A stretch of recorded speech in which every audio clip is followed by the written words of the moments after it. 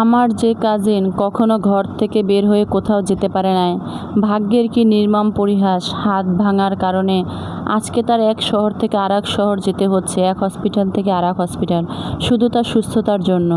আসসালামু আলাইকুম সবাইকে, সুন্দর একটা ব্লগ ভিডিওতে আপনাদের সবাইকে স্বাগতম। তো চলুন আপনাদের পুরো ঘটনাটা বলি, কিভাবে আমার কাজিনের হাত ভাঙলো এবং তার জন্য কি করা হলো। তো হঠাৎ করেই আমার কাজিন পড়ে গিয়ে তার হাত ভেঙে যায়। তো গ্রাম থেকে তাকে ঢাকা নিয়ে আসা হয় হসপিটালে ভর্তি করার পরে সে অপারেশন করা হয় এবং তার হাতে ব্যান্ডেজ করে দেওয়া হয়। আমার কাজিন কখনোই বাসা থেকে কোথাও যেত না, শুধু নিজের বাসা এবং শ্বশুরবাড়ি, বাইরে কোথাও তার তেমনভাবে যাওয়া হতো না। তো হাত ভাঙার কারণে তাড়াহুড়ো করে আমার আম্মু গ্রাম থেকে তাকে ঢাকা নিয়ে আসে, সাথে আমার মামাও ছিল। তো অপারেশন করার পরেই তাকে বাসায় নিয়ে আসার পরে আবার আগামীকালকে চলে যাবে। তো সবাই ওর জন্য দোয়া করবেন, ও যাতে তাড়াতাড়ি সুস্থ হয়ে যায়। আর এই জীবনে প্রথমবার ও ঢাকা আসছে। তো ওর জন্য মা আর আমার মামি কিছু কেনাকাটার জন্য বাইরে গেল, সাথে আমিও গেলাম। তো এখানে আমরা 3 পিস কেনার জন্য নিয়ে এসেছি, কারণ ও বেশিরভাগ সময় 3 পিস পরে, কাপড় একদমই পরে না। আর যেহেতু ওর বয়স খুবই কম, এর জন্য ওর জন্য 3 পিস কিনতে গেলাম। বিভিন্ন দোকানে 3 পিস দেখেছি, কিন্তু কোনোটাই আসলে পছন্দ হচ্ছে না। তো এই তো মার্কেটে ঘোরাঘুরি করতেছে, আর আমার ছেলেকে বাসায় রেখে এসেছি ওর বাবার কাছে। তো এখানে আমি পাঁপড় দেখলাম, পাঁপড় আমার অনেক পছন্দ। এখান থেকে আমি একটা পাঁপড় কিনে নিলাম, পাঁপড় খাচ্ছি। আর আমার আম্মু আর আমার মামি তারা দুজনে মিলে 3 পিস দেখতেছে এখানে। তো এখান থেকে 3 পিস পছন্দ হয় না, এর জন্য আবার এখানে বোরকা দেখছিল। বোরকাটা খুবই সুন্দর, কিন্তু এখানে বোরকার অনেক দাম, এর জন্য মা আর বোরকা কিনতেছিল না। তো মাকে অনেকবার বলেছিলাম যে তুমি যেহেতু এসেছো বোরকা নিয়ে নাও, বোরকা পছন্দ হলে, কিন্তু মা নেবে না। তো এরপর অনেকক্ষণ বোরকা দেখলাম দাঁড়িয়ে দাঁড়িয়ে, এখানে অনেক সুন্দর সুন্দর বোরকা ছিল। এরপর চলে গেলাম আমরা বেলপুরির দোকানে বেলপুরি খেতে। আর এই দোকানে আসলে এত পরিমাণের ভিড় থাকে, অর্ডার দিয়ে অনেকক্ষণ বসে থাকতে হয়। আর রাস্তায় যেহেতু এসেছি, বেলপুরি খাবো না তা তো হতে পারে না। এখানে মামি বেলপুরি অর্ডার দিয়ে বসে আছি। আর এখানে তাদেরকে নিয়ে আমি একটু মজা করলাম যে বেলপুরির আসে হা করে আছে। তো এগুলো নিয়ে এখানে আমরা হাসাহাসি করলাম। অবশেষে আমাদের বেলপুরি দিল।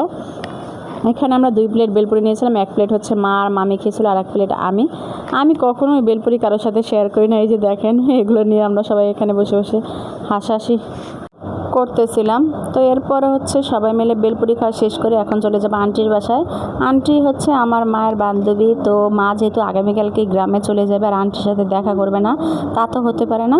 তো তাদের বাসায় যাওয়ার পরপরই আমাদের এখানে অনেক কিছু খাবার দেয়, কিন্তু আমরা যেহেতু বাইরে অনেক কিছু খেয়ে এসেছি, পেট পুরো ভর্তি ছিল, এই জন্য শুধু চা আর বিস্কিট খেয়েছিলাম।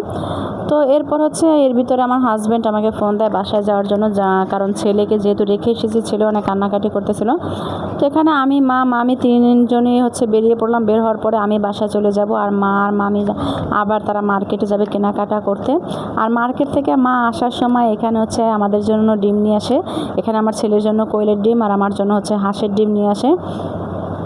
তো এগুলো এখানে বসে বসে খাচ্ছিল আমার ছেলে। দেখেন, ডিম পেয়ে সে অনেক খুশি, কারণ তার কোয়েলের ডিম অনেক বেশি পছন্দ।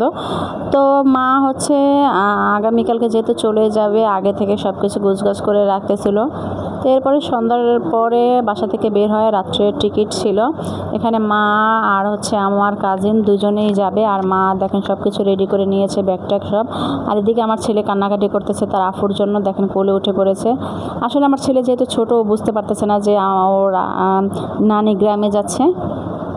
তো যাই হোক, একদিকে আমরা সব কিছু নিয়ে দাঁড়িয়ে আছি, আর অন্যদিকে আব্বু রিক্সা ঠিক করতেছে।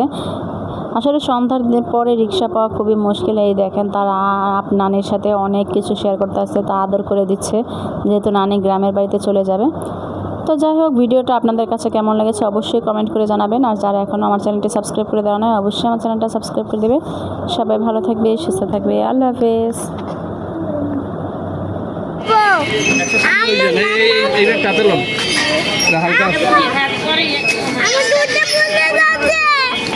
কোথায় জুতো? আচ্ছা, উঠামন